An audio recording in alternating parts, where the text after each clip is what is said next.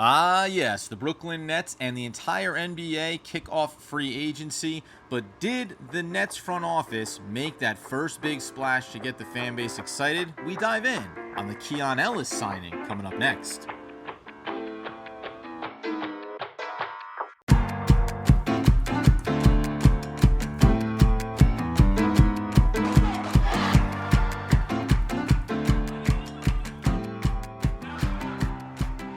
Oh, baby, it's We Got Nets. I'm Adam Armbrecht, of course, your host, coming back in.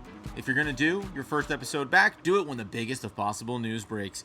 And that's the Brooklyn Nets getting into the free agency waters, as first reported by Shams Charania. The Brooklyn Nets signing Keon Ellis to a 2-year, $18 million guaranteed deal with the Nets. They have both mutual choice, to opt into the year number 2, not opt out, and to come to the table and have a conversation next offseason about a longer-term contract potentially.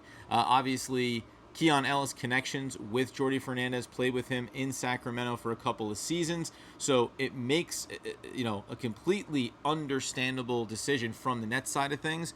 And the question is, how are the fans going to react to this? Still plenty to come, we would assume, over the course of free agency. And yesterday I was going to come in last night and talk about who do we want to see as free agency kicks off. What are some of the big things we're hearing about, right? The Trey Murphy conversation has been bubbling for a long time. Jaylen Brown, we don't know where the action, where's the traction there. Jalen Duren, big name that's out there.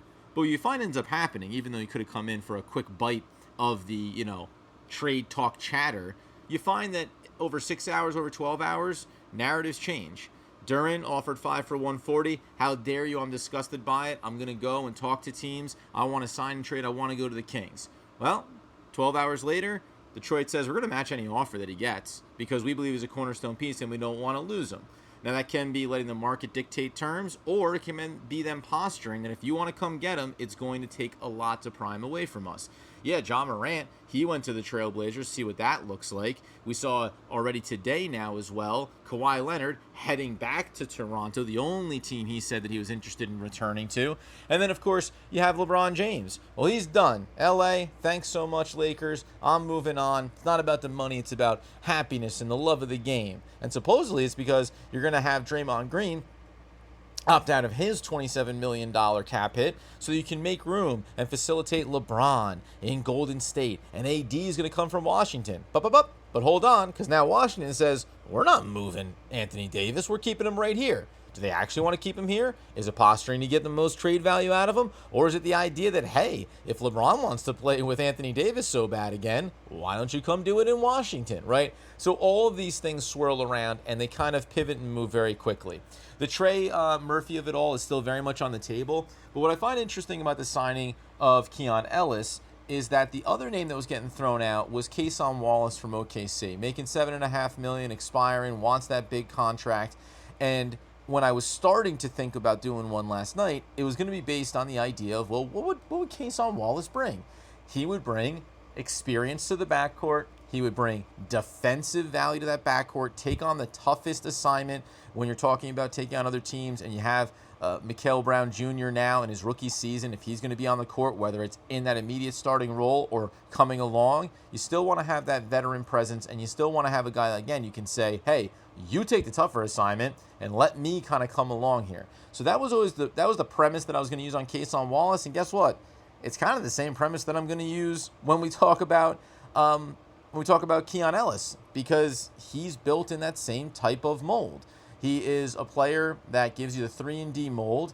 You can certainly go back and look at his time when talking about Sacramento before he went over to Cleveland, because the one thing that you liked about it, certainly when you pull up his numbers, is that clearly things were starting to sour, or this wasn't the value, or things weren't going as anybody planned in Sacramento might be the best way. Because a year ago, he starts his season with the Kings, and I mean, it's not going great. He's playing under 20 minutes over 43 games. He's shooting under 40% from the field. The three-point shooting is still where you want it to be, near 37%. But I mean, just a lot of weird stuff. Not really getting to the free throw line much at all, but only hitting 62% of it at the time when he got there. So when he gets over to Cleveland, everything kind of gets back in that right direction. The assist numbers take that. Now, he plays another, 6-7 minutes a game, but the percentages come back to life. 49% from the field, stays above 35, almost 36% from beyond the arc. The same kind of volume exists there, and then he gives you all the things. Again, free throw line back up to 81%. He's a career 78% free throw shooter. The assists come back. The rebound numbers come back for you as well, almost 3 per game. So everything comes back into focus. Again, you need a guy that can be a veteran, can give you some leadership for that guard room, and can put you in a position to say, we feel good about the growing pains that we may see from some of our second-year players and from our rookie, who we believe is going to be our two-way point guard of the future. And now we feel like we've given a security blanket there. What will it ultimately mean for someone like Terrence Mann? That'll be a wait and tell. But I'm perfectly fine with this deal. No, I don't expect everyone in the fan base to, get overly elated about it. But I actually think it was an important role to fill, and they checked that box. The other reality that I was thinking about is that any other moves that you're going to want to make. So, if you're going to pursue Trey Murphy, yeah, you're probably going to move off of Michael Porter Jr. But if you're going to move off of Michael Porter Jr., you got to find out where you're going to be moving him to. There's this weird piece about what's going on with Jaylen Brown, and it seems like a depressed market for him right now, and can't quite figure out why. Why is it that more teams aren't coming to the table with everything that he did for the Boston Celtics a year ago without Jason Tatum?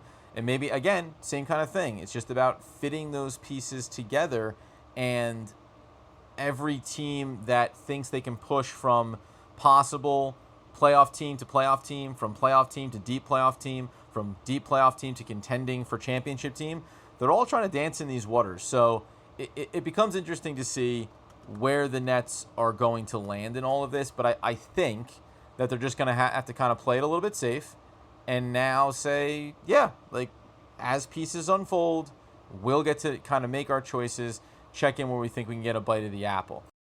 Listen, this is not the first episode that I thought I'd be coming back with, but it's certainly one that is worth discussing and having the conversation around. So, if we're going to have that conversation, you can help out by, if you were here last year when we had a few episodes on this feed, the Substack feed, go subscribe. We'll probably have some article content. We'll get organized around that moving forward. But all the episodes are going to go out through there, and they'll be on all the platforms that you normally consume it on. You can also go over to YouTube. Back in the day, many, many years ago, Doug and I formed the We Got Nets YouTube channel very briefly before we launched into the Locked On era.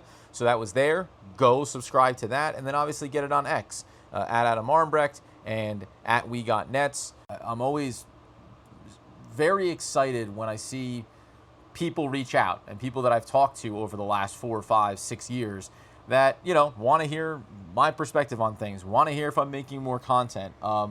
Always great to be a part of the Nets community. Definitely needed this year to reorganize personal and professional goals and agendas. And now I get to re-enter this in a way that feels comfortable, sustainable, and hopefully unique and interesting from some of the things that I've done in the past, and then still familiar, like this. I hope this probably feels familiar to updates from free agency in the years past. So help support it. Really appreciate it. Happy to be back in the dance, and we'll continue to watch to see what else breaks. And because I'm sitting around watching World Cup soccer tonight, hey, guess what? Yeah, I'm going to go ahead and probably pop back on and drop another little episode for you. So, a little chum in the water for you to re-engage. Appreciate everybody. We'll be back again, and I'll still use the same tagline, at least until I find a better one. I miss my friend Doug, and I can't wait until we're all back together again, talking all things Brooklyn Nets basketball.